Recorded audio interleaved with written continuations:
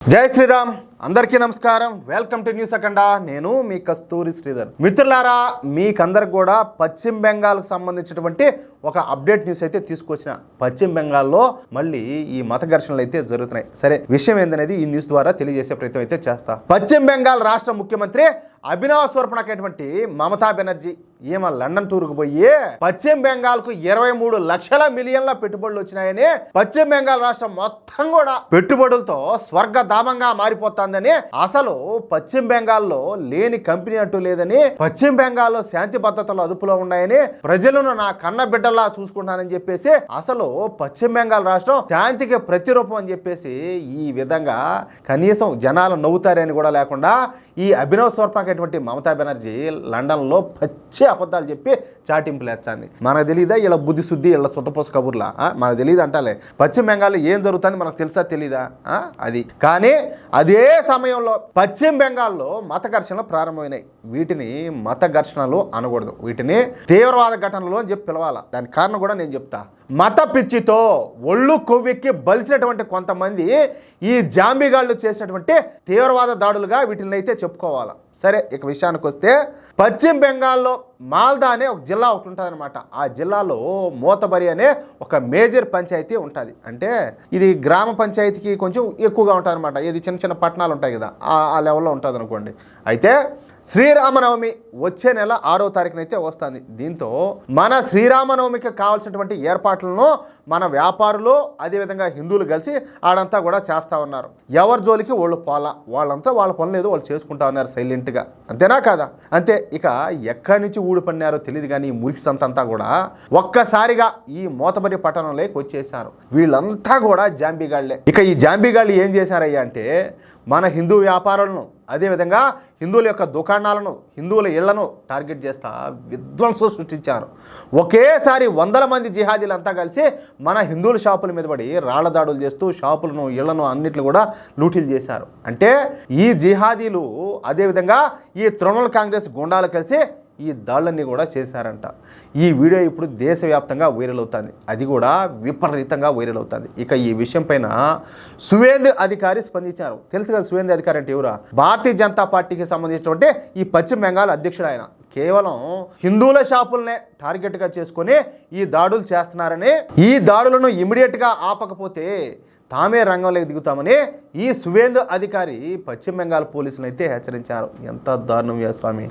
అంతేకాకుండా ఈ మాల్దా జిల్లాలో బంగ్లాదేశీ అక్రమ వలసదారులు ఎక్కువగా ఉన్నారని, వాళ్ళని ఏరిపారేయడానికి ముందుగా మాల్దా జిల్లాలో కేంద్ర బలగాలను మోహరింపజేయాలని చెప్పేసి, అదేవిధంగా ఈ మాల్దాలో 144 సెక్షన్ అమలు చేయాలని సువేందు అధికారి గవర్నర్ను కలిసి విజ్ఞప్తి చేశారు. అంటే దాన్ని బట్టి మీరు అర్థం చేసుకోండి అక్కడ తీవ్రత ఏ స్థాయిలో ఉంటుంది అనేది. ఇకపోతే కేంద్ర మంత్రి అయినటువంటి సుకాంత మంజుదార్ మాట్లాడుతా అనేక వీడియోలను పోస్ట్ చేశారు ఆయన.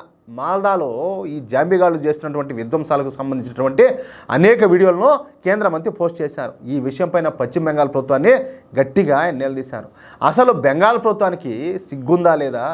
ఇంత నీచమైన రాజకీయాలు చేస్తారా? ఉదయం నుంచి ఈ జాంబీగాళ్ళంతా విచ్చలవిడిగా స్వైర విహారం చేస్తూ ఉంటే సైలెంట్గా చూస్తూ కూర్చోడానికి మీకు సిగ్గు లేదంట ఆయన ఈ పశ్చిమ బెంగాల్ ప్రభుత్వం పైన తీవ్రంగా మండిపడినారు. అంతేకాకుండా ఈ వీడియోలను దేశంలోని భారతీయ జనతా పార్టీ నాయకులందరూ కూడా పోస్ట్ చేస్తూ పశ్చిమ బెంగాల్లో ఇది పరిస్థితి అంటూ ఈ వీడియోను షేర్ చేస్తూ ఉండడంతో ఇక తప్పనిసరి పరిస్థితుల్లో పశ్చిమ బెంగాల్ ప్రభుత్వంలో ఒక కదలికైతే వచ్చింది. అప్పుడు ఏదో తూతు మంత్రంగా 4 పోలీసులు అయితే పంపించారంట. ఏది ఊరికి ఆడిపి షో వేసేదానికి. అసలు ఇక్కడ ఎంత దారుణం అంటే ఈ జాంబీగాళ్ళంతా కలిసి ఈ మతాన్ని అడ్డం పెట్టుకొని మత పిచ్చితో గౌరవంగా బతుకుతున్నటువంటి హిందూ వ్యాపారులపైన దాడి చేశారు. ఇక్కడ మీకు మరొక విషయం చెప్పాలా అంటే, బంగ్లాదేశ్ పరిస్థితులే ఇప్పుడు పశ్చిమ బెంగాల్లో కూడా ఏర్పడతాయనే దానికి ఇది ఒక సజీవ సాక్ష్యం. వచ్చే బెంగాల్ అసెంబ్లీ ఎన్నికల తర్వాత మాత్రం వీళ్ళందరికీ మోత మోగిపోవడం ఖాయం. ఏది భారతీయ జనతా పార్టీ అధికారంలోకి వచ్చితే, లేకపోతే హిందువులకు మోగిపోతుంది. దాంట్లో అయితే డౌటేలే. అది ఇంకా ఏడేందంటే పశ్చిమ బెంగాల్లో ఇది సావు బతుకుల సమస్య అన్నమాట. భారతీయ జనతా పార్టీ గెలిచిందా హిందువులు ప్రశాంతంగా క్షేమంగా ఉంటారు, ఏది సేఫ్గా. లేదంటే ఇంకా నెక్స్ట్ లెవెల్కి వెళ్ళిపోతారు. అంటే బంగ్లాదేశ్లో పరిస్థితులే పశ్చిమ బెంగాల్లో వస్తాయి. దాంట్లో అయితే డౌట్ అయితే లే. ఇంకా ఏం కావాలంటే ఇంకా వేరే చేయాల్సిందే అంతే ఆడ. అది పరిస్థితి అయితే. ఇక్కడ నేను మీకు ఇంకొక మాట గుర్తు చేయాలి. జస్ట్ ఇందాకే ఒక కామెంట్ ఒకటి చూశాను. ఒక ఆయన వచ్చి మీరంతా కూడా ఇట్లా విద్వేషాలను రెచ్చగొట్టేటట్టు మతాల మధ్య చిచ్చు పెట్టేటట్లు అంతా కూడా న్యూస్ అంతా చెప్తా ఉన్నారు, మీ వీడియోలు అంతా ఇట్లున్నాయి, ఇది కరెక్ట్ కాదు, మీ న్యూస్ను మీ వీడియోలను మీరు మార్చుకోవాలా, మీ ఆలోచన కరెక్ట్ కాదు అని చెప్పి మాట్లాడతా చివరిలో జై భీమ్ జై భీమ్ జై భీమ్ అని చెప్పేసి ఒక ఆయన కామెంట్ పెట్టాడు. నేను చెప్పే ప్రతి న్యూస్కు నేను సోర్స్ చూపిస్తా. ఏదా నేను ఏదో దోలెక్కో లేకపోతే నాకేదో దురదబుట్టో నాకు ఇదంతా కూడా మాట్లాడాలని నాకు నోటీసులతోనే ఇవన్నీ కూడా మాట్లాడడం లే.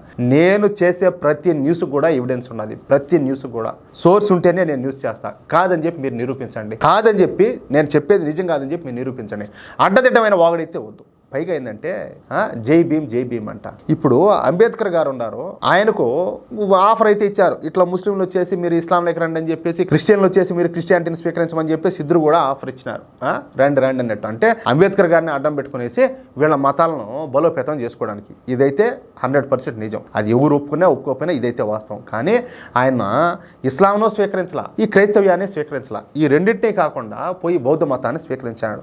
కానీ ఇక్కడ నాకు డౌట్ ఏంటంటే మతం మారిపోయి కానీ హిందువుల యొక్క రిజర్వేషన్లు అనుభవిస్తా కూడా మతం మారుతారు, రిజర్వేషన్లు మాత్రం వదులుకోరు. అంటే ఇప్పుడు సపోజ్ ఎస్సీలు గానో ఎస్టీలు గానో లేకపోతే ఇంకోటి ఏదో బీసీలు గానో ఏదో కొనసాగుతూ ఉంటారు అనుకుందాం. ఖచ్చితంగా వాళ్ళ మతం మారారంటే వాళ్ళ రిజర్వేషన్ కూడా మారిపోతుంది. వాళ్ళు ఈ రిలీజియస్ సంబంధించి కూడా వాళ్ళ సర్టిఫికేట్లో వాళ్ళ మతాన్ని కూడా మార్చుకోవాల్సి ఉంటుంది. అవి ఏ మాత్రం కూడా మార్చుకోకుండా ఈ రిజర్వేషన్లను దొడ్డిదారిని అనుభవిస్తానే పైగా ఏంటంటే ఇటువంటి నీతులన్నీ కూడా చెప్తూ ఉంటారు. ఇది చాలా తప్పు. నిజంగా మీరు అంబేద్కర్ గారిని గౌరవించినట్లయితే మీరు బౌద్ధ మతాన్ని స్వీకరించాలి. కానీ మీరు మిగతా మతాలను ఎట్లా స్వీకరిస్తారు? సరే స్వీకరించినారు, సరే దాంట్లోనే కూడా నిజాయితీ అనేది ఉండాలి కదా, రిజర్వేషన్లు కూడా మార్చుకోవాలి కదా. పైగా మళ్ళా మీరు చేసేది మత రాజకీయాలు, మీరు చేసేటువంటి పనులన్నీ నా నోటితో నేను చెప్పనులే, అది చాలా గలీజిటీ అన్నమాట. మీరు చేసేటివన్నీ కూడా మీరు మత పిచ్చి తలకెక్కి కొట్టుకుంటా, మీరు మత ప్రచారాలు చేస్తా, మీరు మత మార్పిడి చేపిస్తా, మేము వాస్తవాలను మేము న్యూస్ రూపంలో చెప్తామంటే మమ్మల్ని మత ఛాందస్వాదులు అంటారా? చెప్పే కదా.